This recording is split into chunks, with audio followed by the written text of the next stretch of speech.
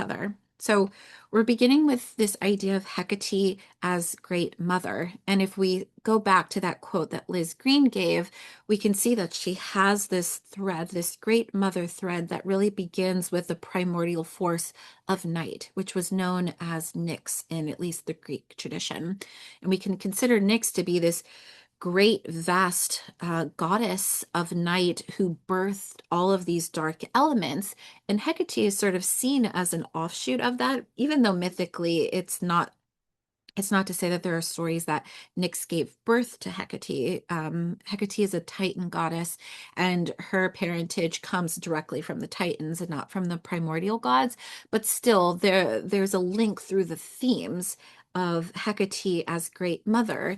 And one thing that I want us to keep in mind for this part of Hecate as great mother is holding this kind of thread of nuance that sometimes a archetypal figure in mythologies and in fictions or in fairy tales align to a certain archetypal framework, but not in a way that seems the most explicit or literal. And what I mean by that is that it's very easy to say a figure like, let's take Demeter for an example, captures a great mother archetype because she is a mother, right? She gives birth to Persephone, and she expresses light and dark elements by being a generative representation of both agriculture and of the harvest, right? So she's providing nourishment, but she also devastates by holding that back. And so we see light and dark elements.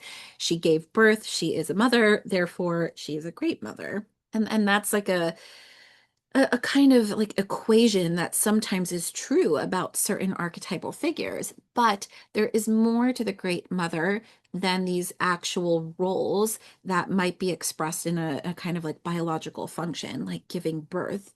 The great mother is an archetype that encompasses the life-death matrix. And so there are a lot of figures in mythology and fairy tales who encapsulate the great mother, but we never see them having children in any obvious way. Baba Yaga is an example of this. There aren't stories necessarily of here's Baba Yaga's daughter or son, or here's their children. She more represents the great mother in the life-death matrix in the form of Mother Nature. In Fossilisa the Beautiful, she sometimes refers to the riders, the black, white, and red riders, as as her kind of children, but those are forces of the sun and of night. So those aspects are symbolic and much more nuanced. And I think the same is true of Hecate. There are some versions of her story that kind of situate her more as a kind of mortal rather than a goddess and giving birth to Circe or Medea. But other than that, she's usually viewed actually as a virginal goddess, but as an individual who rules of the heavens and underground, who oversees life and death. It taps her into that matrix of the Great Mother. So Hecate is a lunar goddess, and in that way, she rules in the heavens. She rules above ground. She isn't just one or the other. And then, as a goddess of the underworld, she is chthonic. She's underground. She's in the underworld itself. And so we're getting that full spectrum, right? That full matrix of life and of death. We also see her linked to the triple goddess. So that's usually maiden, mother, and crone. And there are different pairings that we see with that. Sometimes it's Persephone as maiden, Demeter as mother, and Hecate as crone. Or you might see her in more of like the triplicity of the moon with Artemis, Selene, and Hecate. So for those reasons, we're seeing like these complex expressions of the feminine principle of the Great Mother archetype, that she holds the mysteries of life and death, that she controls forces of nature.